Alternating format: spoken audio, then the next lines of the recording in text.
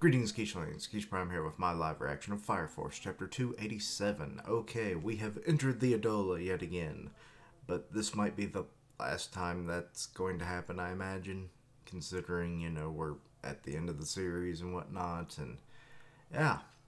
Also, Home is revealing her eyes, so we will see where things go from here.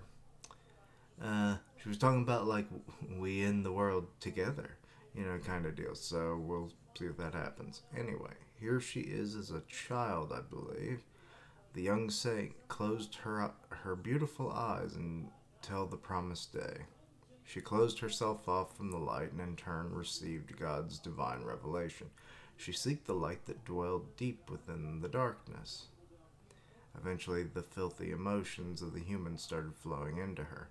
Yet the young saint simply kept her eyes closed and bared all. Okay, real close up of the eye right there. Upon opening her eyes, she realized. The Holy Woman of Despair is the title. Her eye was looking down on Earth. Oh. On this planet's subconscious. Once her pure eyes were finally open, she first let down a single tear. Oh, and there's Charon. It was for the sake of the warrior who fought for her until the bitter end, and then she offered her praise to the light at the end of a long darkness. Also, that crown is just kind of like sitting on her hair. Like that. Considering that it goes all the way around your head, how is it just sitting there? Oh, destined brothers. Oh, so she looks blind. Her eyes, filled with compassion and sorrow, seemed to soak up everything around it. The siblings who were capable of stopping time were captivated by the saint's compassion, freezing them in place. Inca. Sumeri, come to me. The girl who could see the future saw an ill fate for herself in the hand offered to her, and yet you're still going to do it. And yet she took it without hesitation. And Sumeri, we don't even get to see or anything about her, and they're being engulfed in flames now. This is lovely. Also, now the crown is just kind of floating above her head. Okay. Both disgust and destruction. Well, there goes Inca. She's, oh, shit, she turned to dust.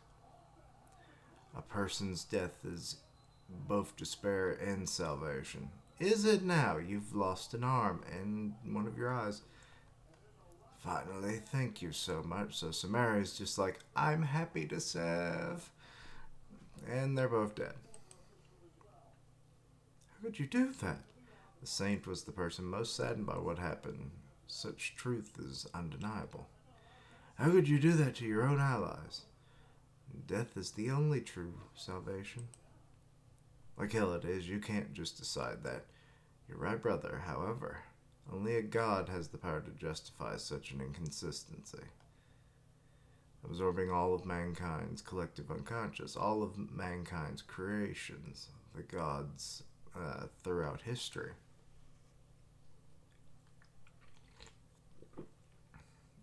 As of this moment, that's the kind of god Homer is. So she's a god now? When the fuck did she become a god? She was a saint. Saints ain't gods.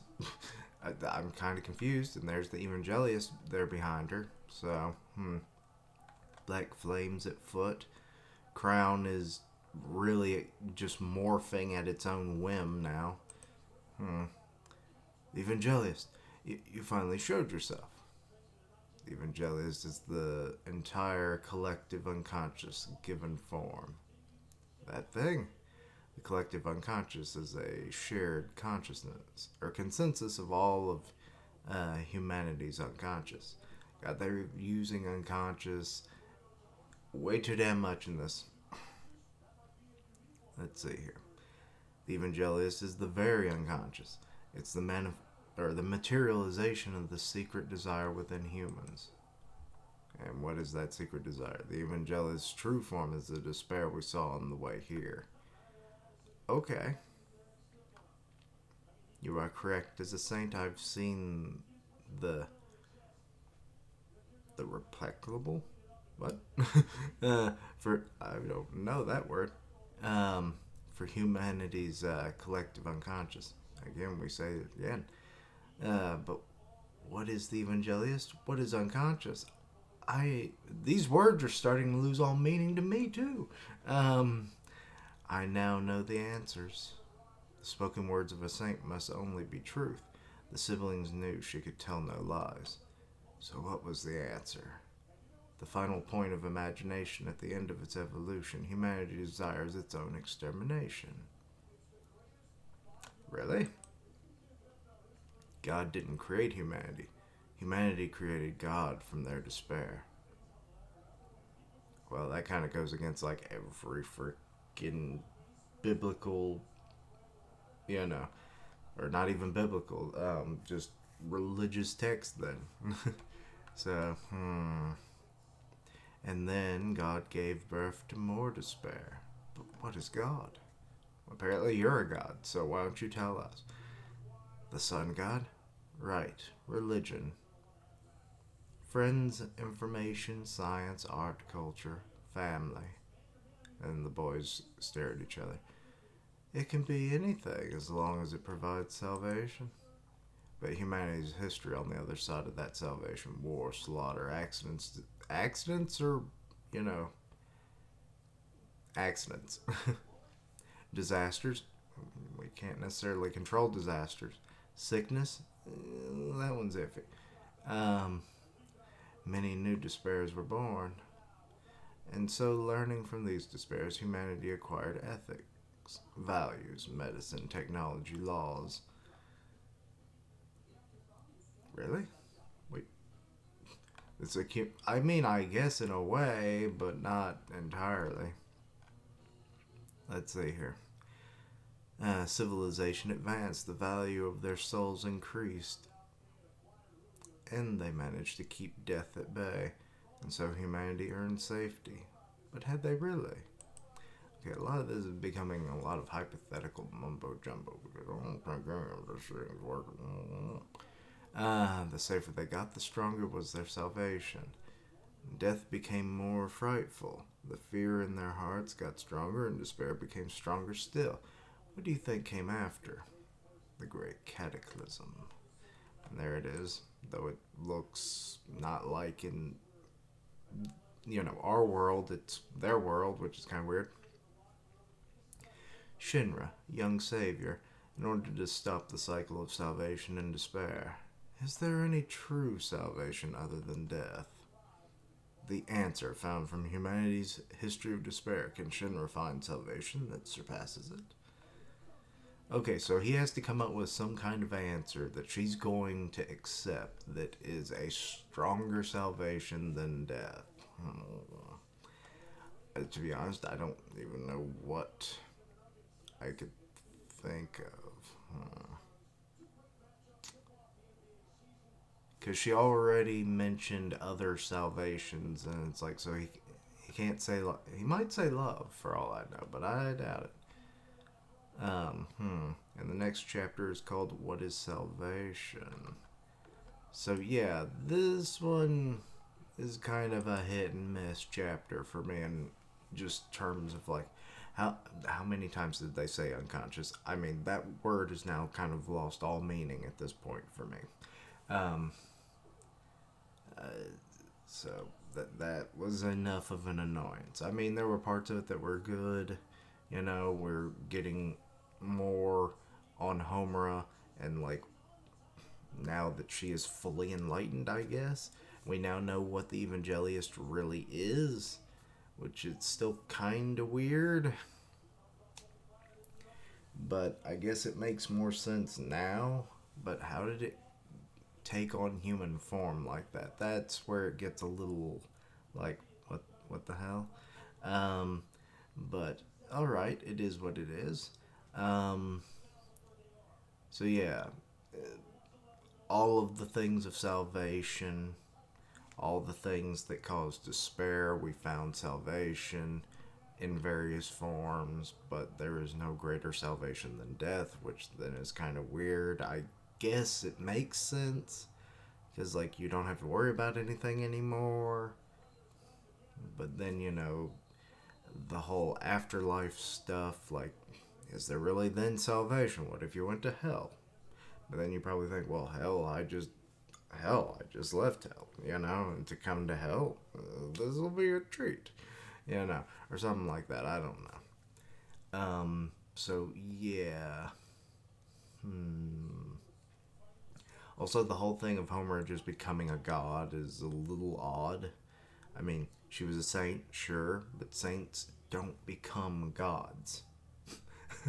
They just become people. Just become saints. I don't think they progress any further. They're not Pokemon. They don't evolve another time, kind of deal. So that's kind of weird for me to just like what. Also, she looked blind, to be honest, which, I mean, it could just be because her eyes have been covered for so long that they're just like maybe absorbing light in such a way, or it's just to show that, like, she's been purified maybe and she sees the truth or something. I don't know. But yeah, wanting a stronger salvation than death. I'm not sure what Shinra is going to say. Knowing him, he would probably say family because that's what kept him going, but she already expressed the form of family as salvation, so so maybe love, compassion, something like that. um Life. Life could be in itself a salvation. I mean, death is supposedly the last salvation, so life could be the antithesis to that, making it a strong, or not antithesis. Well, it is, but I wasn't trying to use it in that, like, I'm not good with words. I just trying to collect my thoughts here for a second. Um,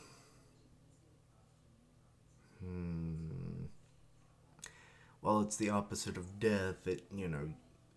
The longer you live, the more chance you have of things becoming better, let's say. Yeah, I think that's what I was trying to go along with it. And I mean, that would be the only other thing I can think of that would be such a grand thing. But let me know your own thoughts and opinions on that. Anything I misunderstood, please let me know down below. Check out my other content. I did 3 other videos today, so if you like Dr. Stone, Mashal, and Undead Unluck, you're in luck. Ha. So yeah, I did all those today, but yeah. Like I said, let me know your thoughts and opinions. Links down below for all my social media so you can keep up with my content and have ways to contact me. Help me reach 500 subs by the end of October. 500. I stream on Twitch where I do gaming, and I'll tweet it out when I go live. Part of the One Punch Man podcast on Grim Reaper's channel, so go check that out. And as always, thank you for watching. Like, comment, and subscribe. And until next time, Keishlings. What is the truest salvation beyond death? I have no clue other than life. I'm guessing life.